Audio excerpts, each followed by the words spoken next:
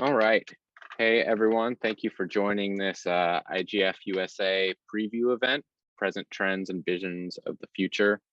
Uh, and we're glad to be joined by Rainie from the Pew Research Center to provide us with some great data that they've collected over the past months. And a lot of that will tie into the topics that we'll be covering at the IGF-USA 2021. And but before we hand things over to Lee, we're just going to give you a quick preview of what you can expect from this year's Internet Governance Forum USA. So this year, we'll be holding the event again virtually over 2 days with 9 sessions focusing on some of the most important issues that were identified this year. The program is a product of the efforts of our volunteer community that put in countless hours to make sure that this event comes together and that it's done in a way that discusses these issues in a way that's enlightening and forward-looking and helps inform future policy, technical, business, and other developments that impact the internet. And so we just want to make sure to thank, the community that's really making this happen. And, if you're not already involved, there's always ways to get involved. So I always like to make sure to make that plug anytime we're talking about the IGF USA. So we're just going to quickly run through what is on the agenda this year, and then from there we'll hand it over to Lee. So I will start off with the first day, and then I'll hand it over to Melinda to run through the second day and all the fun things that entails. So on day one, we'll kick off with a keynote from Doreen Bogdan-Martin, who is the director of the Development Bureau in the ITU. And so we're really excited to have her kick things off this year. And she's in the middle of an election cycle for being the director of the ITU, which would make her the first woman director. And she was already the first woman to direct a department within the ITU. So that's great. We're really excited about that. We'll follow that up with a session titled Building Better Online Markets and Communities. And this will focus on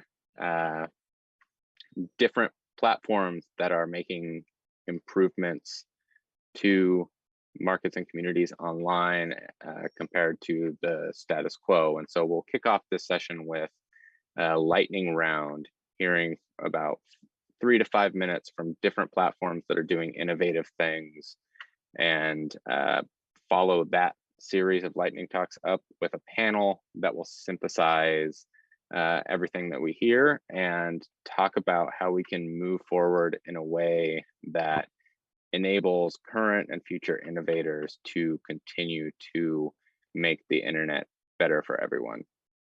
We'll follow that up with an IGF USA First, which is that we are going to be talking about digital identity. This session is titled, Why Don't We Have Better Digital Identity, and What Could We Do If We Did?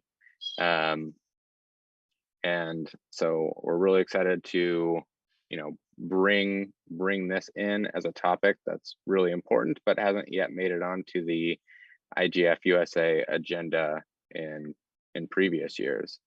We'll follow that up with one of the most talked about topics currently, which is internet access and closing the digital divide.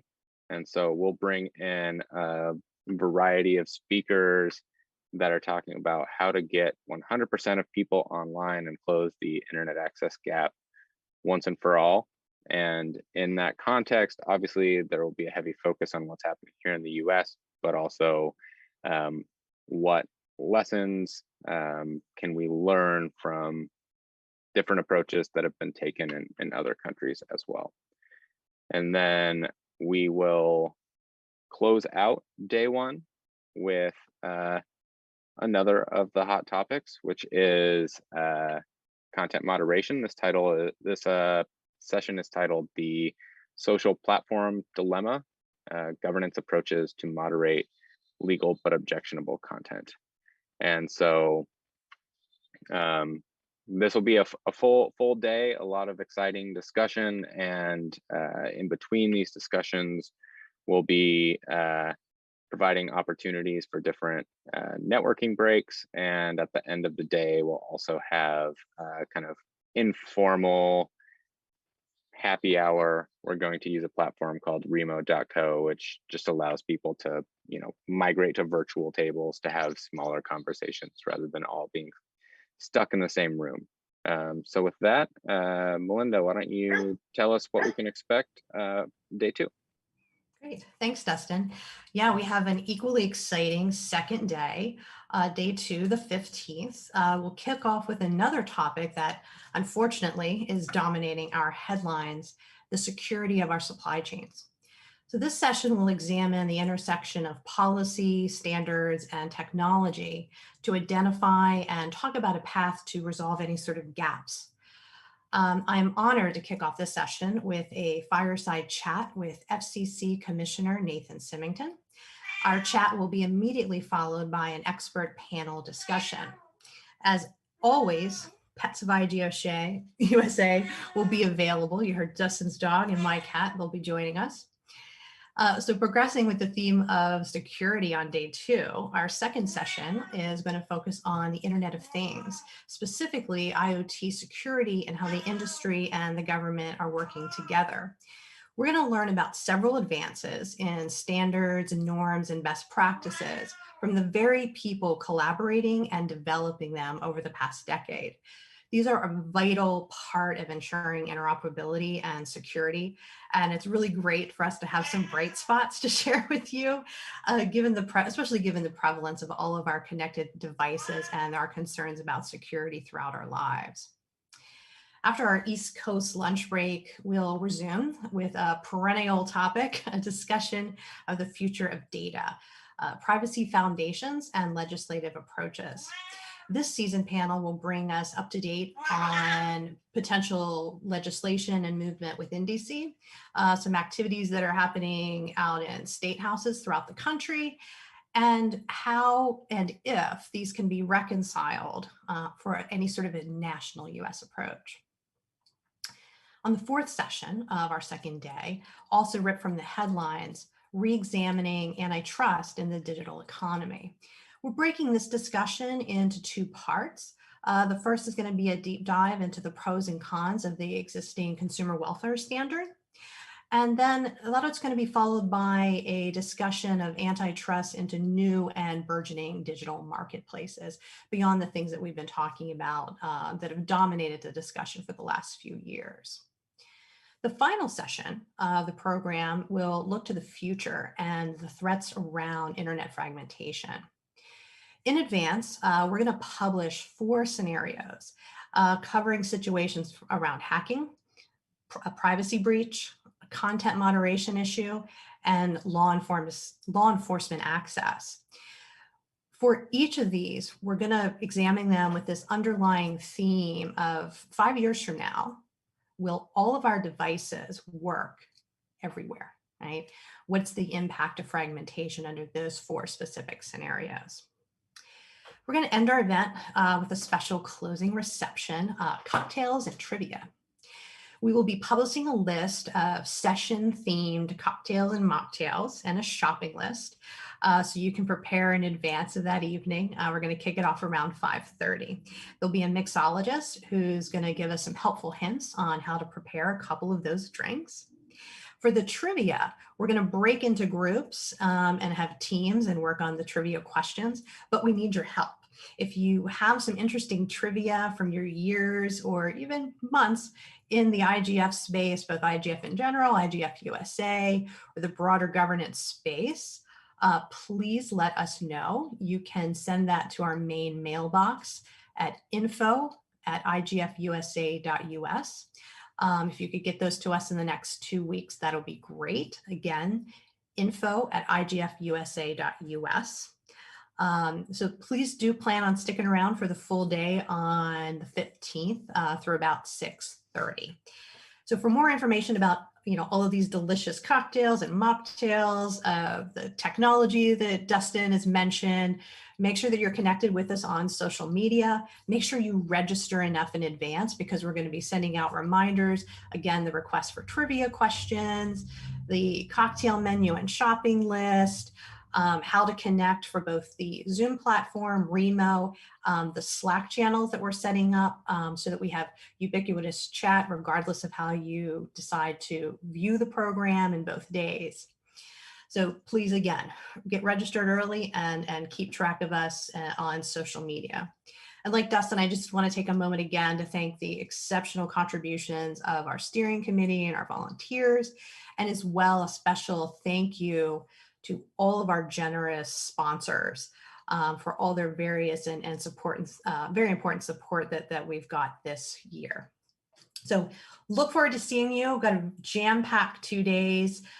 Get on that registration, keep track of us on social media, and we look forward to seeing you there. So with that, I'm really excited to hand off the program now to Lee Rainie of Pew Research to share some of their recent and important research that relates to several of the topics that we're going to cover next month at IGF USA. Hi, Lee.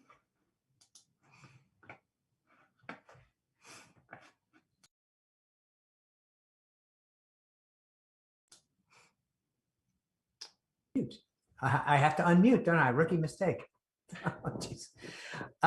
Great to be here. I understand at least some of you probably were listening to my friend and colleague, Catherine DeWitt, in the session just before this. One of the things that happens in Pew land from time to time is we worry about Pew fatigue, whether there's just too much Pew going out into the world and publishing data and trying to drive policy in certain directions. And so maybe you all will have Pew fatigue by the end of me yakking away about our internet data. Anyway, I'm so grateful that Dustin reaches out to me and to do these gatherings. Now the second year I've done this, and I've been, of course, at your conference a bunch of times, and it's just wonderful to be here. I'm happy to just be interrupted whenever, and so Dustin's going to monitor the chat space and the Q&A space, and I just as soon answer questions on your mind rather than just yakking at you about data. So please feel free to interrupt, ask for clarification, ask for amplification, ask for things that I might, that I know, but I haven't planned to talk about them today. And so let's just make this conversational at the end of the day. Just remind folks who we are. The center is a legal subsidiary, actually, of the Pew Charitable Trust, where Catherine comes from. We get most of our funding, but not all of our funding from the Pew Trust. And we self-describe as a fact tank. We do not have an agenda driving our work. We are not supposed to promote things or to otherwise be in any way, shape, or form an advocate for things. I'm not funded by the Pew Trust to be a cheerleader for technology or to promote particular ideas on the things you all talk a lot about, things like privacy and harassment and cybersecurity and things like that. But we do get funding to do some very ambitious social science in and around the impact of technology on people's lives and just literally looking at adoption. My unit is one of 10 research units at the Trust. We're the internet and technology folks at the lower left there. A lot of you are probably familiar with other parts of Pew's work, the politics work, the work about journalism, which is the place where we've done lots of our most recent work around misinformation, disinformation, and things like that. Yeah, in the second column there, you'll see that we have created a new unit to study race and ethnicity. A lot of our work over time, many, many years, has included elements of study and insight into issues related to race and ethnicity. But we decided, particularly after the killing of George Floyd, to create a separate dedicated unit to it so that these studies are more common. They are better.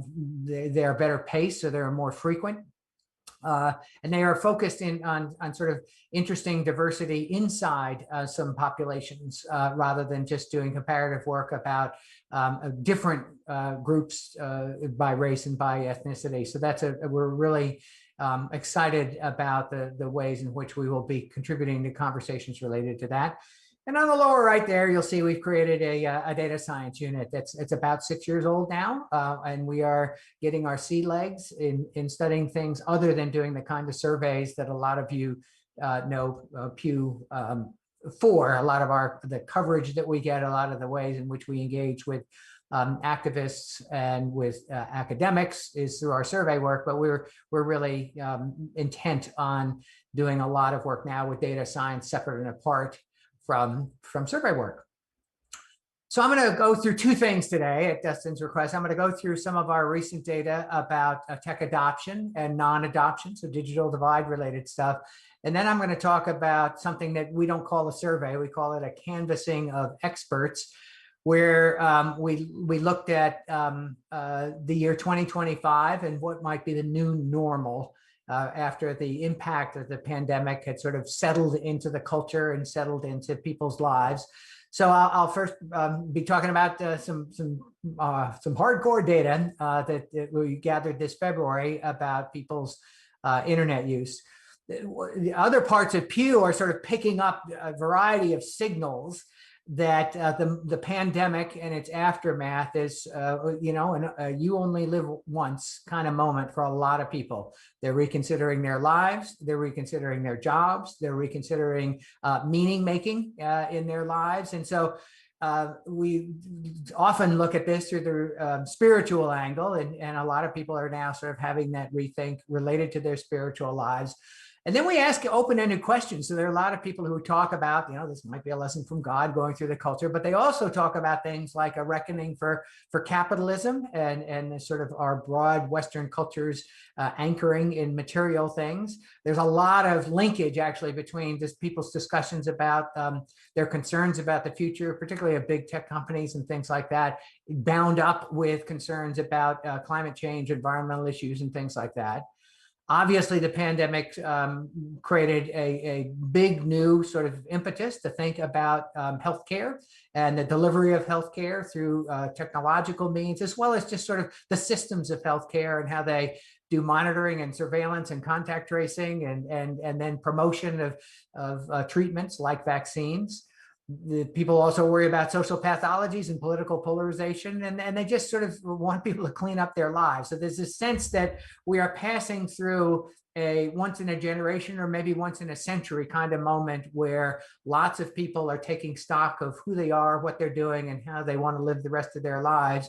And they're thinking about technology is a part of that. The United States often stands out in the ways it includes, people include religious calculations. And so I thought that was kind of an interesting thing to show you from some of our global work that people are, it's a portion of Americans, about 28% are saying that their faith has gotten bigger. And now that brings us to the tech landscape itself. So the sort of broad story that we've been tracking for a long time is what's going on with basic tech adoption. So now 85% of American adults have smartphones, 77% have home broadband. We didn't do this survey in 2020, so the last data we have was from 2019. And these are statistically significant increases between 2019 and 2021. Not monster increases. The pandemic didn't drive up a huge amount of new tech adoption. But it was, it showed, it was during this period that more people were becoming attached to technology. And part of the answer was that as the pandemic sort of gripped the culture and there was a sudden turn to reliance on the internet for many people, we asked a question. Well, let me walk through the data here on smartphone home broadband first. I mean, it's there are digital divides that still show up in our work, even as many more people have across the demographic spectrum have embraced technology in the past decade, certainly the past 15 years. There are still significant age differences when it comes to smartphone and home broadband ownership. There are not any longer any significant racial differences when it comes to smartphone ownership, but there are when it comes to having home broadband. Educational differences, just generally class differences of both education and income, are pretty strong predictors of people's technology use. And people's sort of community placement, whether they live in an urban, suburban, or rural area, matters a bit. It's not as much as it used to be, so that gap has been narrowing over the years, but it's still pronounced, still visible there and in measurable and statistically significant ways. Maybe I'll stop there just for a minute. Dustin, anybody got any basic questions about me and Pew and what we're doing here? No questions yet, Okay. but I encourage everyone to Okay. plug them in as they come up. So we do now something we hadn't done really for the first 10 years of our existence. Begin to ask about people's use of specific platforms. It tended to be that we asked people about their internet use and whether they used email or instant messaging or something like that. But now we are really intent on studying different major social media platforms, in part because they have such different characters and they have such different audiences and they serve such different purposes in people's lives. We include YouTube in the mix just because it's ubiquitous, it's omnipresent even in social media itself. So it's an enabler and an accelerant of people's technology use. I call your attention to a couple of data points in here. Facebook still is 3 times bigger in terms of just American adult audience than Twitter is. Twitter has stuck around between 1/5 and 1/4 of the population for as long as we've been measuring it, really. It's certainly in the past 7 or 8 years. This is the first year we asked about TikTok, and it's just statistically right there with Twitter in terms of the share of the population using it. More than half of those who are between ages 18 and 24. So we don't talk to teenagers, but the closest thing to teenagers, more than half of them are now users of TikTok. And when this is also the first time that we asked a question about Nextdoor, which clearly is a social media site that is becoming important at the local level for lots of people, and is actually generating a pretty significant amount of controversy in the way that people are using it, and so we're going to sort of be watching that in the years to come.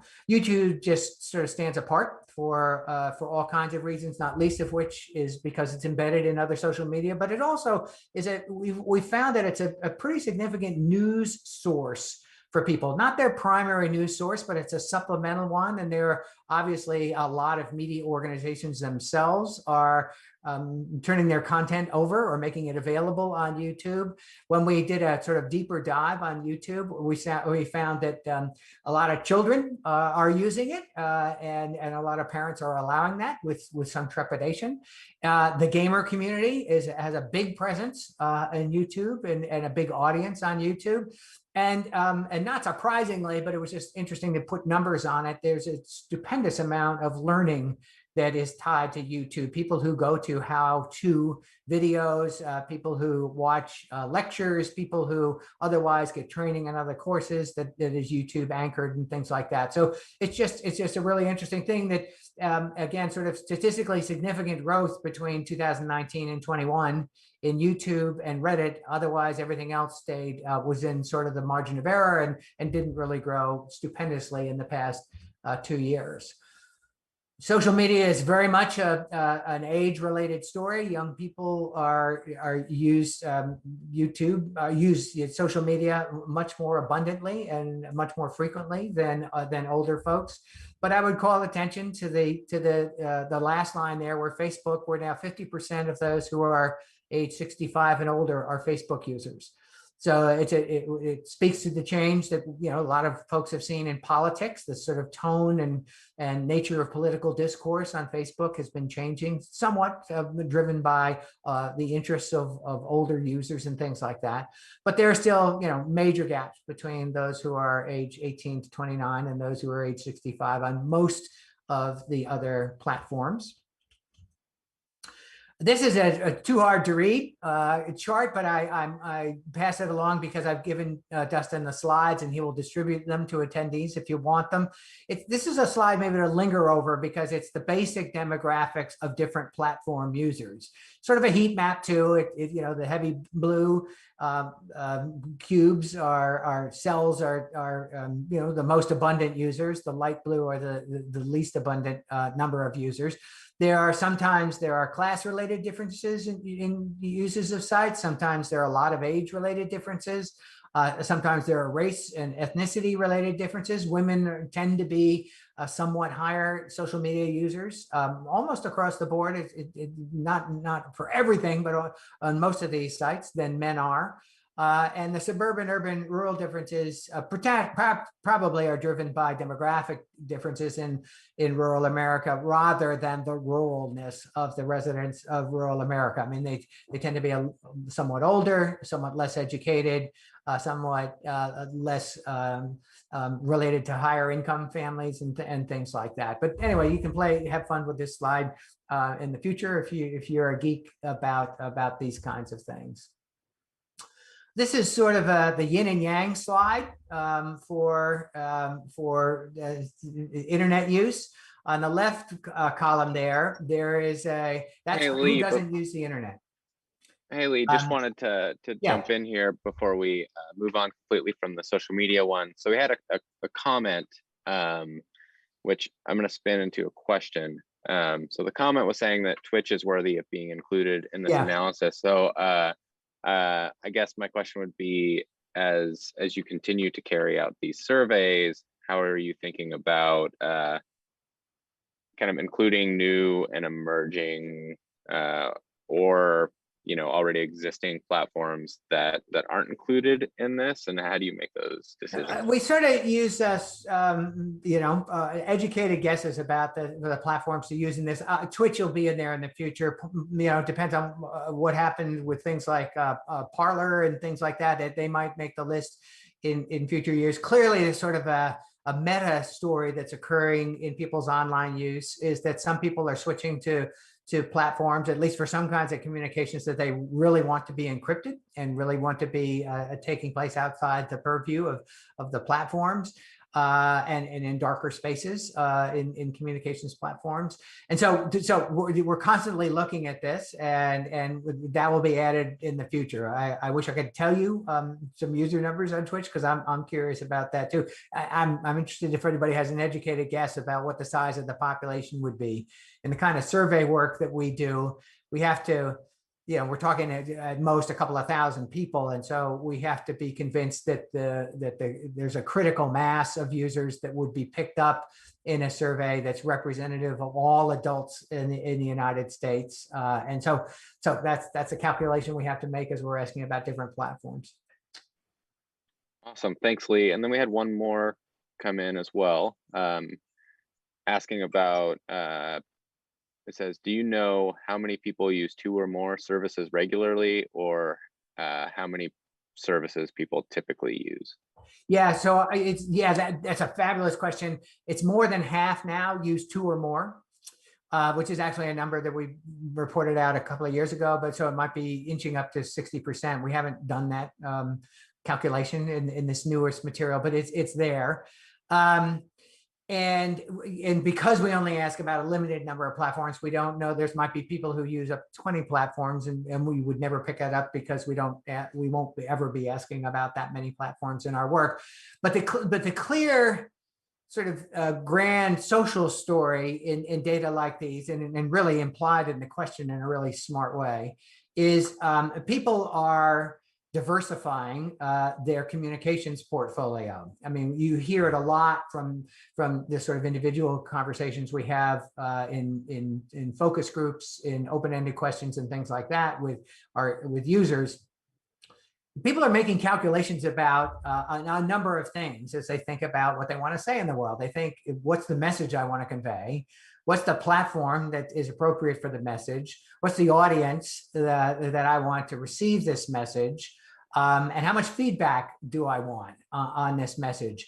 And they clearly are diversifying. Some things belong on Snapchat to them, some things belong on Facebook, some things belong in email and texting, some things belong on Instagram and things like that. So there's a complexity and a level of sort of mental energy, cognitive energy that's being applied to communications in the modern age. And particularly for younger users, this is a pretty heavy burden to be thinking through. And yet, at some level, they're instinctively sort of saying, this belongs on this channel, this belongs on another channel, this wants to have a wide audience because I want to be an influencer here, this belongs in a private channel because I only want my mom to know about it, my best friend to know about it, or other folks like that. So there's a big story going on here about people's strategies on this and the kinds of ways they're thinking about it, and probably individual users have individual sort of quirkiness built into their communications, which is really interesting. Talking about it is kind of hard at the survey level because you got to ask a million questions and it takes a lot of real estate to sort of parse all this. But in the qualitative work we do, we know that people are sort of thinking this way as they're communicating. So back to this slide, unless there's another question related to that, Dustin? No, we can move on. Okay. Thanks. So yin and yang here, or at least the spectrum of internet use and non-use in the broad population. So in the broadband and smartphone numbers I gave you in the earlier slide, those are people who have those things, own those things. From day one of the existence of the Pew Internet Project, we ask a different question to capture sort of broad use of the internet. We say, do you use the internet, or email, or connecting with a mobile device? And 7% of American adults now say that they don't use the internet in any way, shape, or form on any kind of device. As you can see on the slide on the left here, it's about a quarter of people who are 65 and older. It's more than a third of those who are 75 and older. Again, those who have lower income and lower levels of education are more likely not to be internet users at all, more likely to be rural residents as well. At the other end of the spectrum, we ask a question about people's frequency of internet use. And now we find that 31% of Americans say they're almost constantly online.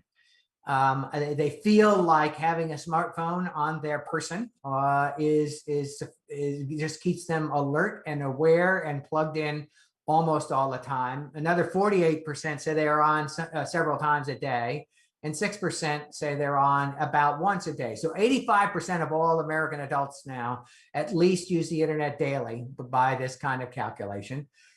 Then there are a portion who use it less often than daily. And again, 7% don't use the internet at all. Although even some of those are sort of secondary internet users. They rely on others in their families or their households or in their work circumstances to do searches that matter to them, or to answer questions that might matter to them, or to complete communications that might matter to them. So in a way, it would surprise me if the internet is completely absent from all American adult lives. I don't think there are probably any Americans who don't have some level of touch points relatively close to them with the internet. But again, 7% say they do not use the internet in the ways that we ask about it.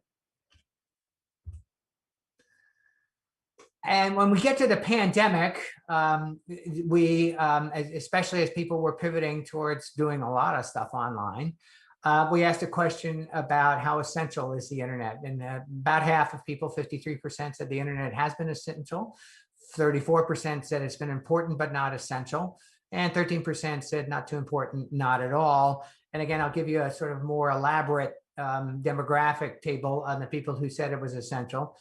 And again, sort of there are differences by age, there are differences by race and ethnicity, but the Hispanic numbers are really sort of striking, and they've been in any number of contexts that we've asked about, online learning and telemedicine and things like that. It tends to be that Hispanics over-index for their use of and thinking about, and I don't call it affection for the internet, but their reliance on the internet. And there's a class story here. People who are better off and better educated are more likely to think the internet's been essential. And there's a skew towards suburban and urban areas. And we stick the politics numbers there at the bottom just because they're striking and statistically significant. But I don't think it's the case that people's partisanship is, a determinant of how they're thinking about the internet, in part because I think, when we've done some explorations of any number of issues related to techlash, how trusting people are of big tech companies, whether they think tech companies do a good job filtering out misinformation, how they think about content moderation in all kinds of ways. There are all kinds of ways that Americans are registering in our surveys their distress with what's going on in the technology world, particularly with social media or other big technology companies. In some cases, they think the companies are too big. In other cases, they generically think that more regulation ought to be applied to them. And so some of that partisanship shows up in techlash kinds of judgments. So that's a real story where partisan affiliation absolutely is a determinant of how people feel. But just on this general sense of reliance on the internet, I stuck them in there for fun, but I don't think they have too terribly much predictive value. If you know somebody's a Republican or Democrat, you don't necessarily know whether they think the internet's been essential to them or not during the pandemic. Okay, well, that's the end of the tech adoption stuff and a little bit of techlash stuff. So it's a good break point to see how, if people want to talk more about particular digital divide issues, or whether we should move on to this experts canvassing that we did about what will be the new normal in the year 2025. Yes, I don't see any questions in the chat. We do have a pretty small group, so if anyone has a question that just popped up, they don't have time to plug in the chat, feel free to raise your hand and we can give you a chance to ask. So it looks like we have a few questions coming in. So we'll go to Mike Nelson and then Chris Wilson. Hey, Mike. Go ahead, Mike. Incredibly useful insights as always. I'm curious, when I was growing up in the 60s, America was incredibly optimistic about technology. We were in the middle of the Apollo program. I was addicted to watching the Jetsons. Today, we have techlash. The internet is blamed for a lot of problems. And the contrast between how media covers the tech and how Chinese media covers tech in China is really striking. I mean, they publish these great pieces about engineers and astronauts and chemists, and here in the US, kids are worshiping NBA stars and rappers. Is there any way to get at whether how the media portrays tech influences Americans, and whether that might have some impact on investments in innovation, and whether politicians stand up and fight for the future? So the impact direction is hard to parse out. What is quite clear, not necessarily through our work, but I've seen some studies, probably you've seen them and you're just asking me to talk about them, that particularly in the context of artificial intelligence and robotics, something on the order of 3/4 or more of the pieces that are written, maybe during a certain time period, it wasn't all the pieces written all the ways, but a high share of coverage is negative, basically framed as they're coming for your jobs, they're limiting your autonomy, they're abusing your data, They're built on bias and things like that. So I think the cultural tone from other kinds of research, not necessarily ours, is what you're describing. It's wary, if not framing stories as sort of worrisome. When we did our own sort of content analysis, oh gosh, maybe 8 or 9 years ago, what we found was when technology is covered as a business, the framing tends to be great. It's all about innovation. It's all about titans of industry. It's all about the new gee whiz kinds of things that are around the corner. And so in business sections of mass media or mainstream media, there was that inflection to it when it was covered as a business story. When it was covered as a social story, divides were focused on, worrisome things were focused on, what was going on in classrooms, screen time concerns were focused on. So it kind of depends on, literally in newsrooms, which department is often covering this stuff. That's partly the driver.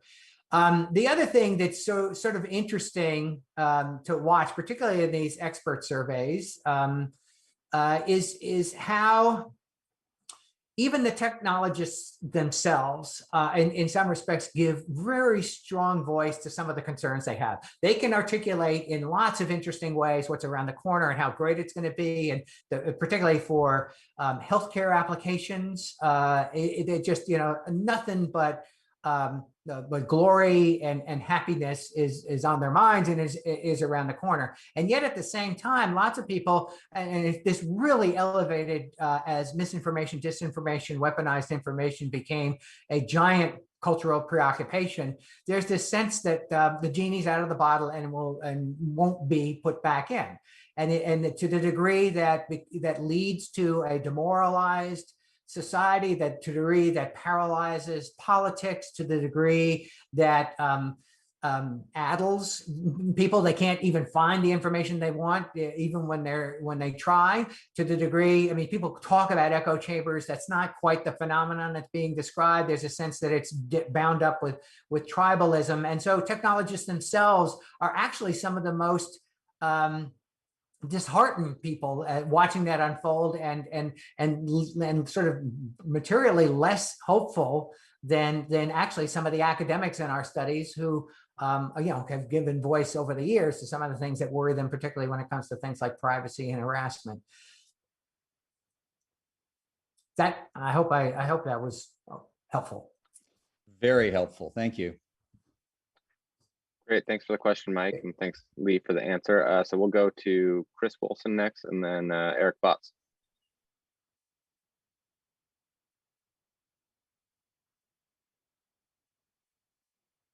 Can you hear me now? Yes. Great, actually, great. Thanks, Lee, so much for this presentation. Always fascinating to hear you and Pew, what you all are learning. I guess my quick question was, maybe it's quick, maybe it's not. With regard to the 7% who do not, quote unquote, do not use the internet, have you all done a little deeper analysis or an updated analysis on exactly why they aren't using the internet? Is it circumstance, skills, all of, what do you know? It's a cluster of things, but what's happened in the past 4 or 5 years is that now cost concerns sort of sit at the top of the list. In the early days, when we were asking people why they didn't use the internet and then why they didn't use broadband, there was a sort of interesting mix of people who cited cost as a concern, but also you would also say, I don't want it and I don't need it. There was a wariness about it. There was a sense that you put yourself at risk when you went online, that it was full of scammers and full of people who were going to blow up your computer and your smartphone and things like that. But that's really receded in more recent years. The other thing that we've picked up, at least in the context of broadband non-usage, is that smartphone owners say, a portion of them say, my smartphone can do the things I need it to do. In terms of connectivity, they know that there are limits to smartphones. They know that it's hard to fill out a job application. It's hard to juggle files and things like that. But in some cases, they've got a limited amount of money that they want to spend on connectivity. and they want to buy the Swiss Army knife rather than the anchored bigger machine, because that serves a variety of purposes, and mobile connectivity just has its own virtues to them. So right now it's about 15% of Americans who are smartphone dependent. They don't have a broadband connection at home. It's a number that's been pretty stable for the past 4 or 5 years. And their profile is kind of interesting. Young people, even if they're not too terribly financially stressed, are particularly likely to say, I have a smartphone and that's good enough for me. And then it tends to be people who are financially stressed and who look like other non-tech adopters. They're a little bit less educated. They are more rural and things like that. Thanks. Great. Thanks, Chris. So why don't we go to Eric now? Eric, go ahead. Great presentation, Lee. It's going to take me a while to digest all this information, and I apologize in advance if I missed it. So did your study in any way parse out the phenomenon we're seeing? I'm an educator, and we're seeing what I call platform shifting. So in order to reach out to students, we had a Facebook page and we have web page as well. More and more we're being told that the students don't look at that. They tend to look at their Instagram, or they text each other and all. So we're constantly trying to shift our communication methodology to go where the students live. Do you have any information on this, what I call phenomenon, platform shifting, young people moving to different platforms, and maybe some of the age cohorts where that happens? Thank you. Yeah. So we don't, this most recent work that I'm citing here and in the report I'll be discussing in a few minutes was only of adults. But we have talked to parents about what's going on with their K through 12 aged children. And particularly what happened during the pandemic was they just went to the systems that their school systems were offering. If they have preferences, and I think you're speaking to that, yes, they would rather do a lot of stuff on TikTok than to do it on a school prescribed platform. But when the school system sort of said, the teachers are going to be on Zoom or WebEx or Microsoft Teams or something like that, the kids had to be compliant with that.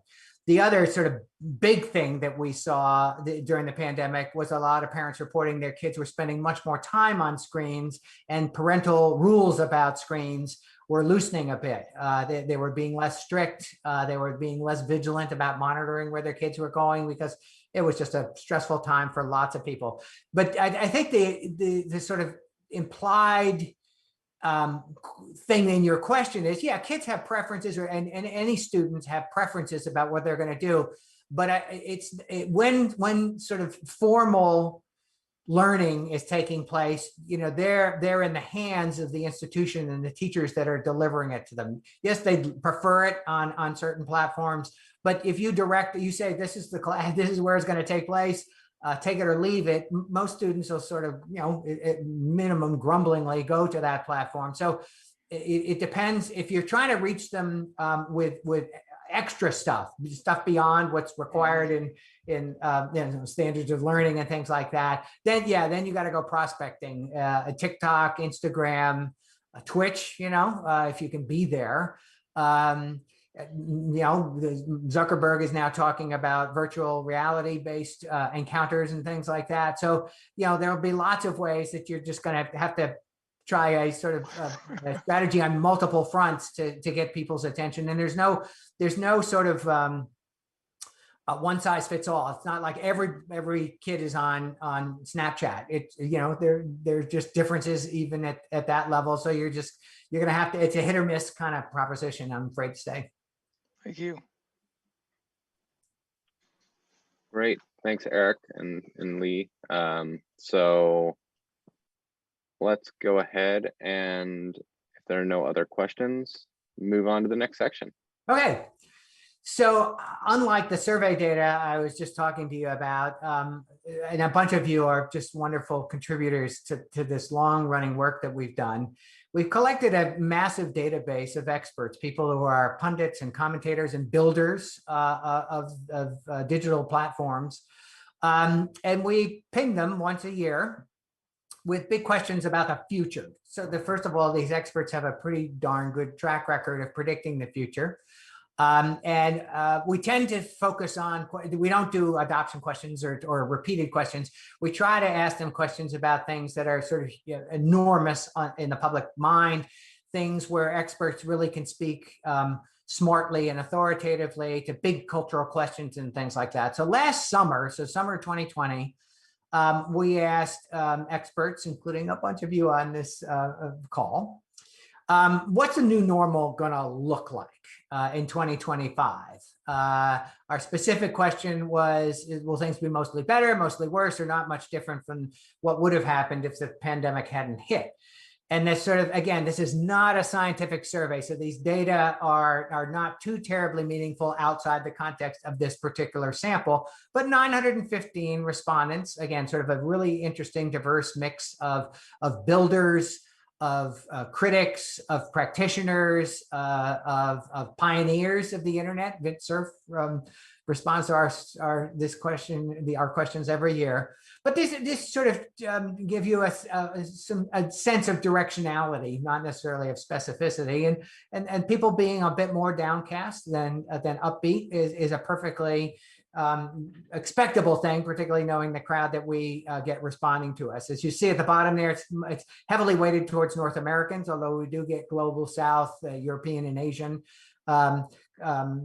respondents. It's sort of an equal mix of academics and people directly involved in the tech industry or not. And the report we issue, this thing the cover which I just showed you, the report we issue had very little to do with statistics and a lot to do with content analysis, identifying themes in people's answers, and then giving these voices, these expert voices, a lot of room to say what they think is going to happen. So these tend to be very long reports, and they're full of, actually the dominant part of these reports is experts' own answers to the questions we ask. And it's so fun to do these, and it's marvelous to read them, but they are sort of long, and the content analysis and the sort of organization of the themes of these reports is a pretty adventurous thing. So one of the things this sort of question obviously invited is what's going to happen to technology itself in the next 5 years. And there are just, dozens and dozens of insights about where things are going. One of the grand themes that came out of this report was that all the stuff that was already underway, in some cases underway for a pretty long period of time, was put on steroids by the pandemic. And so the move towards more reliance on technology, that slide, people talk about technology being essential to them, was set in motion. And, these experts have, in many cases, have been talking about these kinds of things for years, but it's just interesting to run down them. They keep talking about, digital agents that are going to act out in our behalf and be smart on our behalf. They talked about the more powerful facial recognition, including sentiment discernment to your smartphone. If you, give it permission and allow it to see your face, it will be able to recognize your emotional state, maybe deliver an ad to you or a bargain to you, but maybe also sort of say, you know what, you should take a rest, or you should think about, talking to a spiritual advisor or a mental health counselor or something like that. You really look kind of down these recent days. Kind of creepy, but it's definitely sort of up and running now in some circumstances, and these experts think more of it. They talked about real-time language translation that's going to, in many respects, be as good as human language translation in really the next couple of years. It's not far off at all. Captioning and autocorrect capacity. They talked about video search that will be as good as text search in the not distant future, body sensors and 3D glasses and things like that. So I'll let you read through this stuff. People talk about a flying Internet of Things, an Internet of Medical Things, much greater use of augmented and virtual reality, particularly in the context of learning and training circumstances where to the degree that upskilling and people's sort of jobs are in jeopardy and they're thinking about the future, the delivery of lots of educational content and especially job related training content will be amped up by augmented and virtual reality and a sort of AI systems. So they also talked about what we identified as 3 mega trends that are driving a lot of this stuff for good and for ill, but it sort of overlay the environment. So literally a bunch of these experts use the word tele-everything as part of the future that we are moving into more rapidly, in their estimation, than the future we would have been moving into had the pandemic not hit. You know, obviously there were lots of references to telework, telemedicine, virtual schooling, e-commerce, and social encounters that now had to be taking place in virtual spaces rather than face-to-face in many cases. And so they just think that by 2025, this tele-everything world won't be embraced by everybody and will be resisted actually by a bunch of people and won't be available to a bunch of people. But in the sense that the culture is now shifted in a sort of major way towards that life and the expectations of that life, which is, well, actually, let's show you some few data related to this. In the move towards telework in particular, lots of workers are now saying they want to make it a permanent feature of their lives. Not necessarily, permanently remote work, but certainly thinking that the option to telecommute on a relatively regular basis is something they're expecting in their workplaces in the future. So there's this enormous upheaval in offices and organizations about how are you going to manage in this world? How are you going to take advantage of the things that are best done in person as opposed to the things that can be adequately done virtually?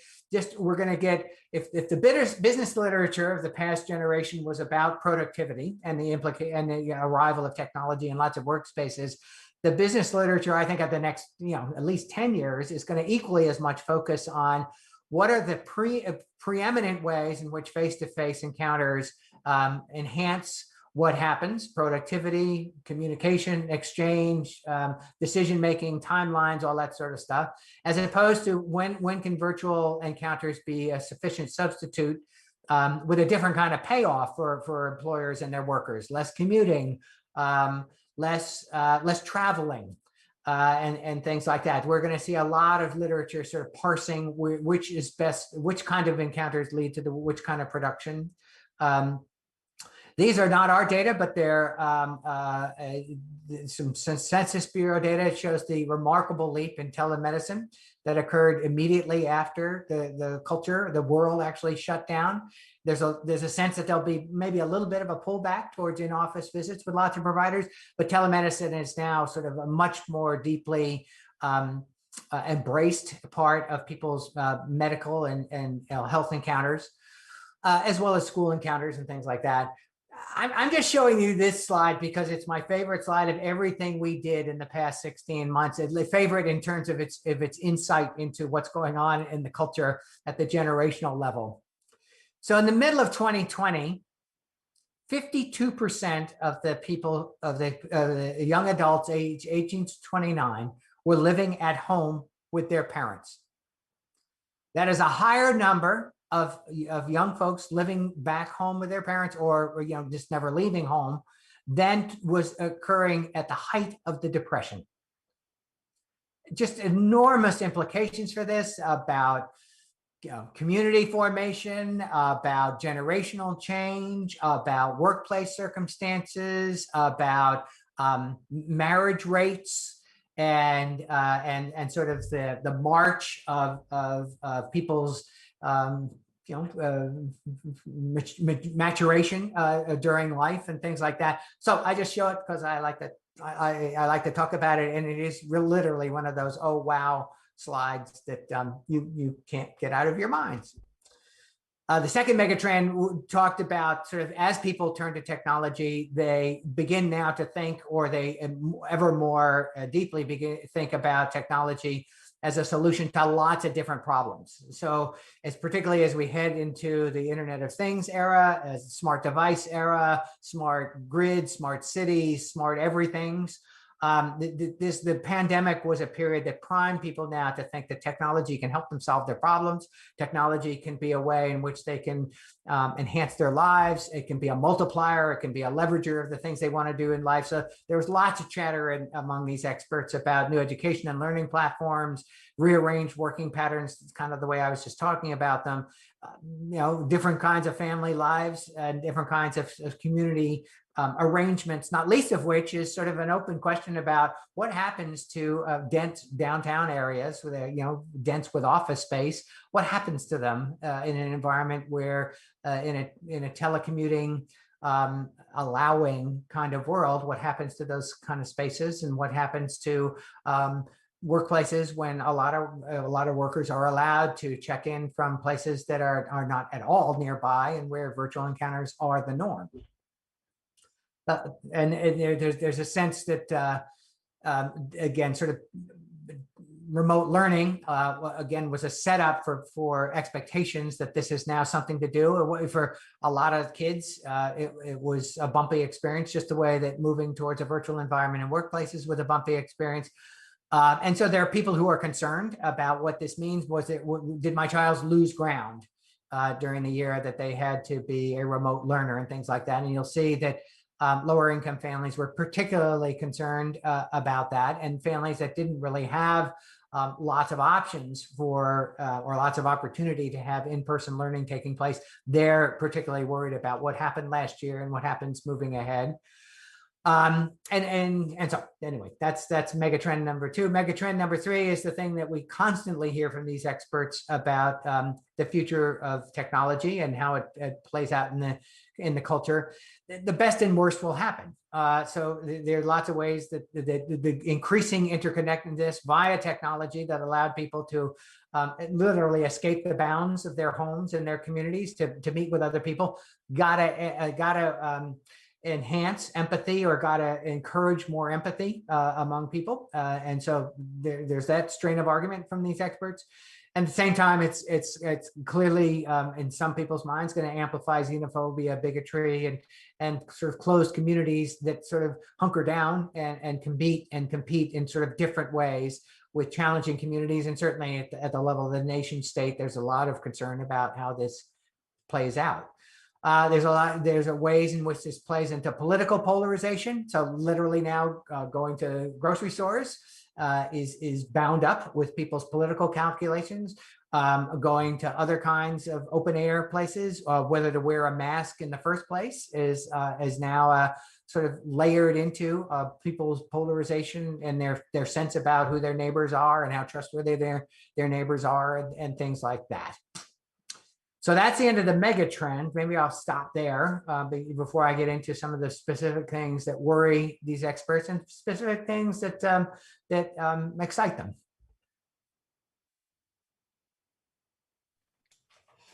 I think that's great, Lee, because my question was, what are the hesitations? I'll start racing through this, and I'm so grateful for people hanging with me on this stuff. So again, we asked this question late in the summer last year, right after the George Floyd killing and the protests globally about that. So there was a lot of talk and a lot of anxiety about inequality and injustice. And the tech element of that story is something that's been on people's minds for a while in these kinds of canvassings, that as robotics, as artificial intelligence systems begin to do things that people used to be paid to do, that more and more jobs are at risk, or certainly more and more key parts of jobs are at risk. And then that's layered into the sense that the system, particularly during the pandemic, showed new fissures and showed in relief and for dramatic ways how people who could do their jobs at home had a different and better experience from the majority of workers who still had to go physically to someplace to do a job that required at least some level of face-to-face contact, in many cases, a lot of face-to-face contact. So the sense that that new fissures driven by people's job circumstances, their training and things like that. It was just amplified even more, put on an accelerant during the pandemic, and that the people who are not tech savvy in particular are going to be ever more in jeopardy by the trends that are underway in the system. So that plays out by a whole lot of pandemic-related statistics. Lower income people and Black and Hispanic Americans who are more likely to have financial stressors in their household, and not to they either were laid off or had to take a cut in pay. There was also a sense of jeopardy and precarity related to people who know someone who has been hospitalized or died as a result of COVID-19. And there's a quote from somebody that's worried about that, but there's a sense that the divisions in the society are being amplified by those changes.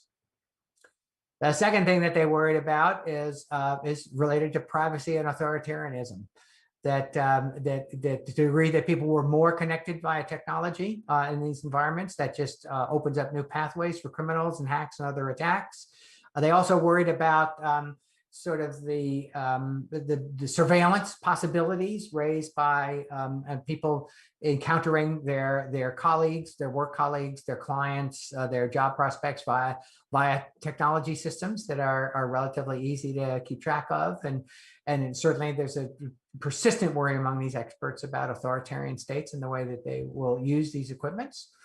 Here's another quote related to that. I'm going to go through these a little bit faster, I think.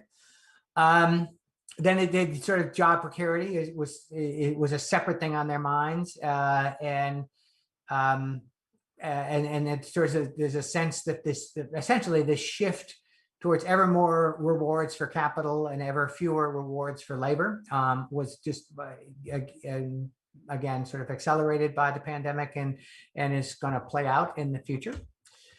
We asked about this in the previous expert survey, and one of the things that they thought was going to happen is, as these trends unfolded, this is pre-pandemic, as these trends unfolded, education and training systems would be responding, and probably successfully, to train large numbers of workers to adjust to these new realities. I mean, one of those things in that YOLO world that I was describing before is that people are taking stock of their lives and their skills, kind of in the same way that people did after the Great Recession in 2008, 2009.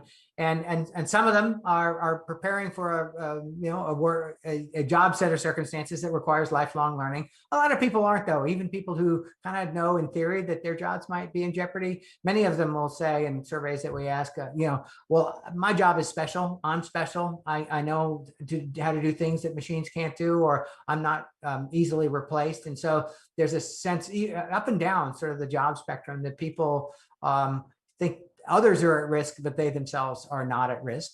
Again, there's this worry about misinformation and the toll it takes on social cohesion, which prevents ways in which we can solve problems together. There's one more example of how sort of polarized trust and information systems are thinking about the news media, but apply this to all kinds of institutions like public health institutions that provide education and things like that. There's a sense that the culture just can't agree on anything, including what the basic facts are, that 3/4 of Americans now think Republicans and Democrats can't even agree on the facts. There's an interesting strain of thought here also about mental health. There's a lot of concern about spiking levels of anxiety and depression that came out in the pandemic, and there's a sense that people's sort of social networks atrophied in this environment. That some of them actually, with closest family and friends, maybe there was a strengthening of social ties, but particularly with acquaintances and more distant sort of weak ties, weak social connections that people had. There's a sense that was withering, and there's a toll that takes on people's emotional well-being, as well as actually on their economic well-being. So there's that's now newly fresh on these respondents' minds. And we picked this up in a bunch of ways that we were talking to parents about what was going on with their kids, and mothers in particular saying just life got a lot harder during the pandemic, particularly if they had kids staying at home.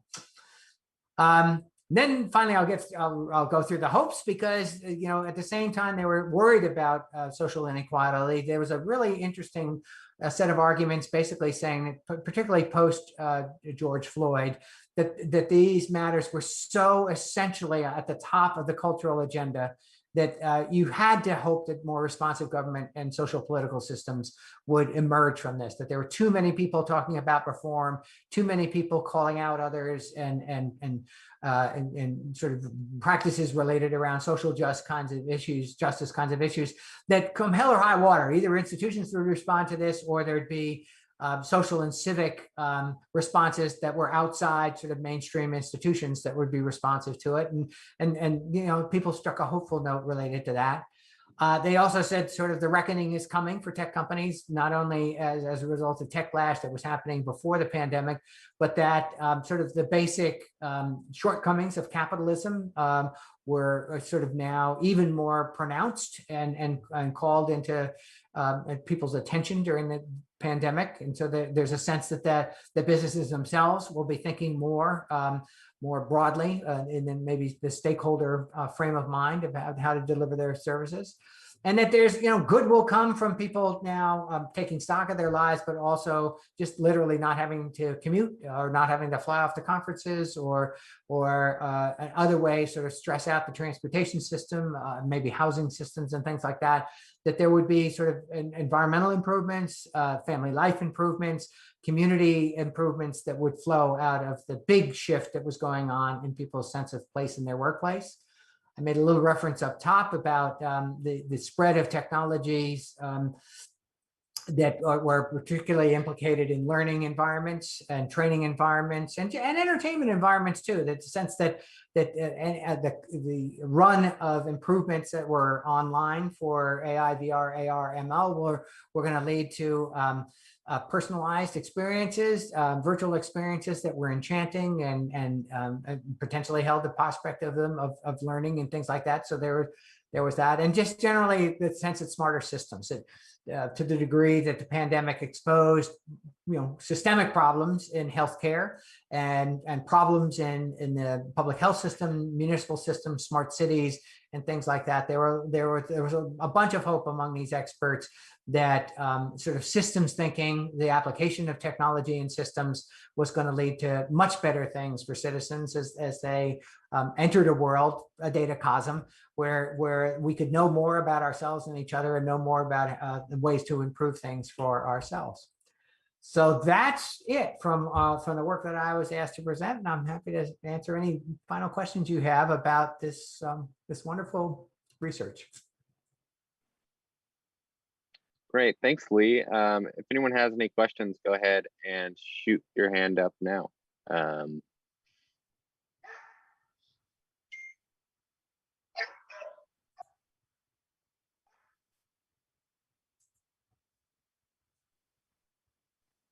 Oh, it's today Vince's birthday? Yay. So it looks like we have a question from GH Arian. So the floor is yours. Hey, Gary. Hi, it's Gary Arlen, and hi, Lee. Thanks for all your good information today. You mentioned a pew overload, but I'm wondering about the sticker shock in general.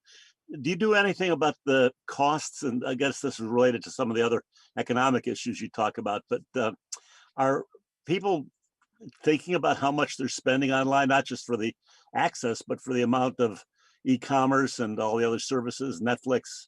I've read some other data that Americans are going to cut back their viewing of how many subscription services they subscribe to after the pandemic, because they're buying 2 or 3 or 4 or more entertainment streams. And overall, I mean, we've diverted money from Walmart to Amazon, or from anywhere to Amazon. But what about the overall budgets and perceptions of how much people spend online? Well, we picked up a lot of information, and I'll send this to Dustin, a bunch of links to people's sort of stresses paying for stuff during the pandemic. So we got a lot of about if I'm remembering right, about a quarter of broadband users said that they struggled to pay their broadband bills. About the same number struggled to pay their smartphone data plans and access plans. So we picked that up, and that's persisting into the future. What we haven't picked up sort of, are you going to pull back on anything? And we haven't asked that. So I confess to not being smart enough to ask those kind of questions. What we did put out, and again, send this to Dustin, we do our own little version of cord cutting survey work. And we picked up, we hadn't asked it for a couple of years, but in this year we asked it.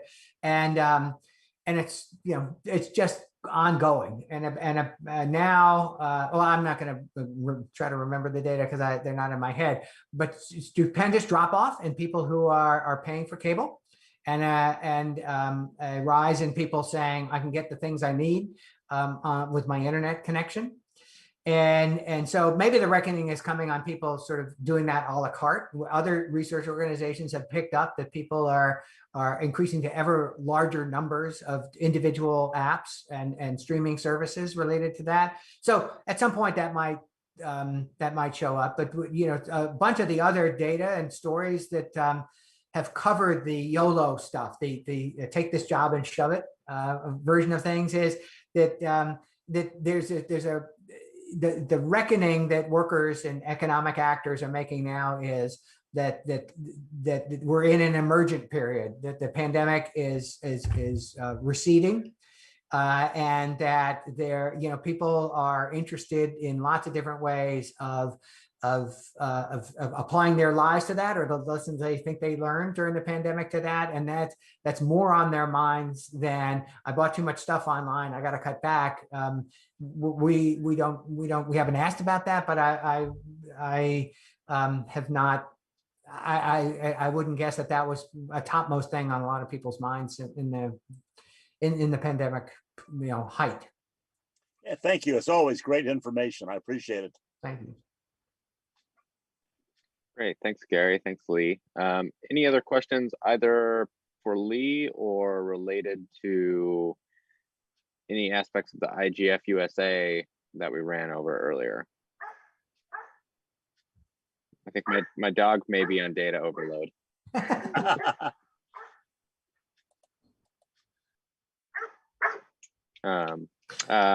So we'll go to, it looks like Eric Batts has a question. So we'll go to him.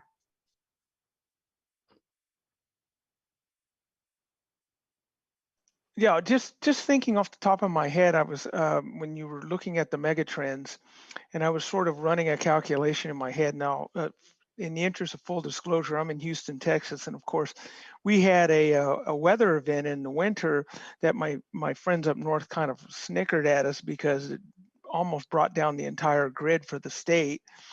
And I was thinking about, we've had some concerns about, because of use of air conditioning and the heat, that we're looking at the grid very closely. Now, some of those trends you talk about are very energy intensive. And I was thinking about if you it's sort of like a potential perfect storm on not just our grid here in Texas, but as we're seeing the heat waves in the West leading to record drought conditions that are lowering the water tables and the water in many of the dams that produce hydroelectric power. Does any of your research look at, as these trends develop, what are the possible energy impacts, or is there a threshold where availability of energy might prevent some of these things from happening, or full utilization of these technologies? Yeah, Eric, it's kind of a background worry. So the degree that people address it, and our questions are so tech focused that we sometimes aren't inviting that kind of commentary into our work. Some people take their answers in that direction, though, and so there's a general sense that the environmental the future is deeply bound up with tech's future. And it's not so much at the energy consumption level, it's more at these are twin wicked crises that that need to be addressed. That many of the technologists sort of think tech is part of the solution here, to the degree that it's set up as an early warning system, to the degree that it's set up as an efficiency and lower energy enhancer kind of thing. There's that strain of argument in these thoughts. And cybersecurity is deeply implicated in this too, whether there's enough energy or not in the future. A bunch of these experts are worried that these systems are incredibly vulnerable, that disruptions are sort of going to be second nature to people's lives, and that we're not fully prepared for that. So there's a sense that the jeopardy, at least on the tech side, is connectedness and vulnerable kinds of connectedness. Okay. Yeah, the other thing that they do talk about, which is a sort of bank shot into this, there's a really interesting strain of argument that one of the broad patterns of the future is going to be a move towards local, and that technology is a facilitator of that. So locavores, sort of local communities that maybe find ways to mute or mitigate some sort of fundamental trust problems that Americans have with each other. There's a very palpable sense with these technologists that the national and global politics are hopeless, and that to the degree that any rebuilding is done, it has to start at the local level. Really an interesting amount of sort of thinking and experimentation with public spaces online and what might be better than what we currently have. So there's a sense that's also tied to this move towards local, or this move towards people finding affinity spaces, maybe not necessarily physically local spaces, but finding affinity spaces where they can make a difference.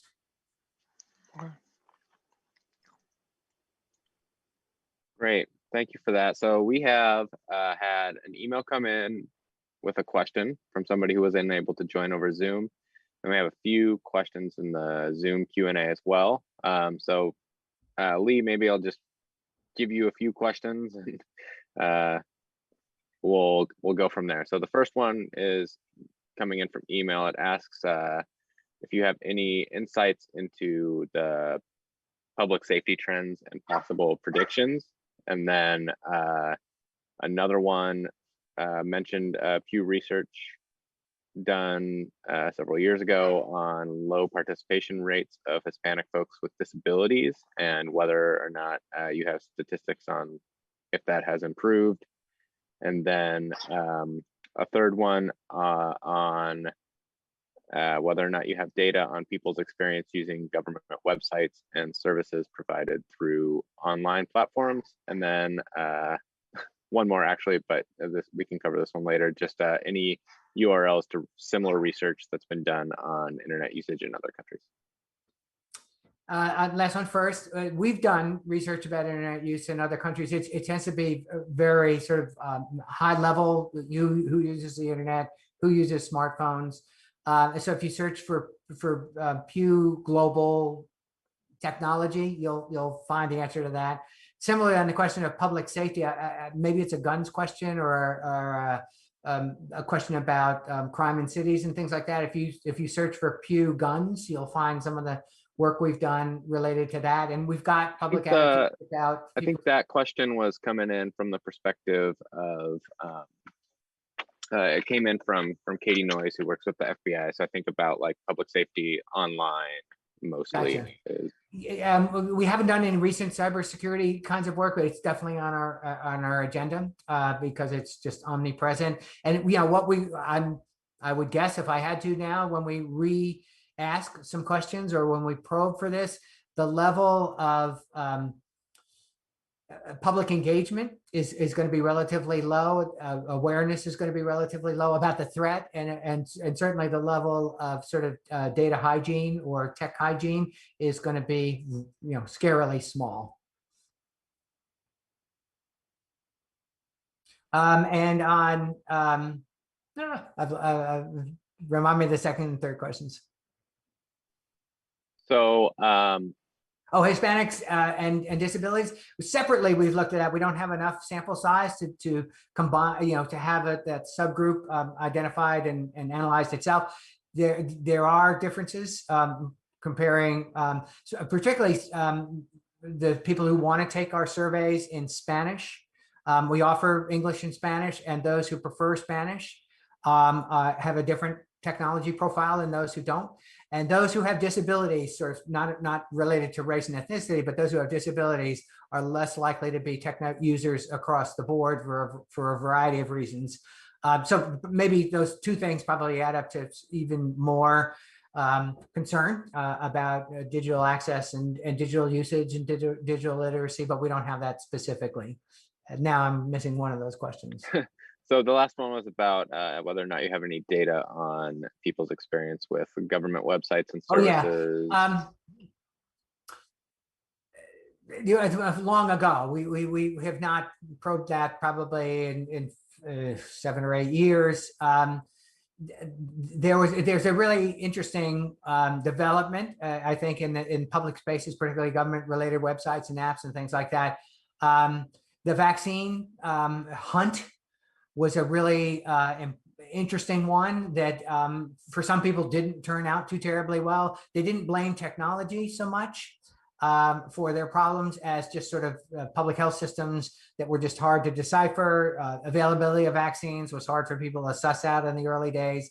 Now, of course, the story is completely different. It's not so much getting access. It's about convincing people that getting vaccines is a worthwhile thing to do. And so, the narrative has switched dramatically from January, February, March from the way it is now. Generally speaking, people don't necessarily trust government very much, but they're very, they think kindly about government programs, benefits, information that's available online. Awesome. Well, thanks, Lee. Thanks, everyone, for all of the questions.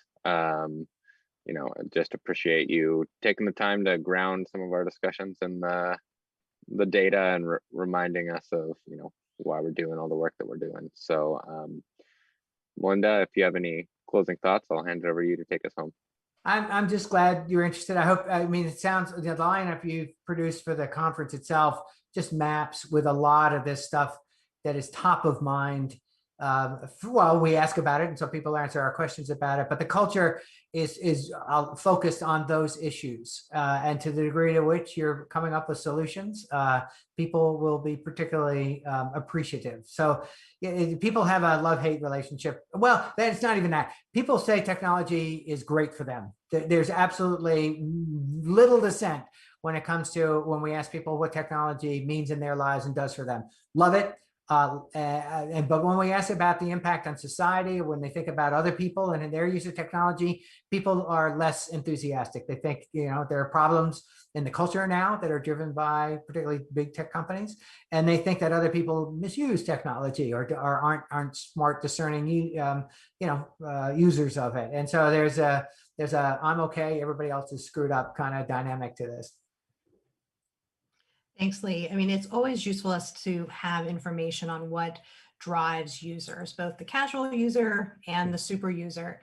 And it was really informative to hear you talk about the survey, which was information directly captured from folks in our IGF constituency. So we're really excited to continue this dialogue next month. Specifically, we're going to dive into the foundations behind several of the worry points that Lee identified: privacy, security, IoT, broadband access. We're also going to touch on the areas of hope and the places for progress by discussing the new ways we're using the digital economy and how that increases opportunity, how to avoid internet fragmentation, and combating objectionable content online. So stay tuned, everyone. Again, please make sure you get registered for the event early. Go have a wonderful 4th of July, and we will see you the following week right here on Zoom. Bye. Recording.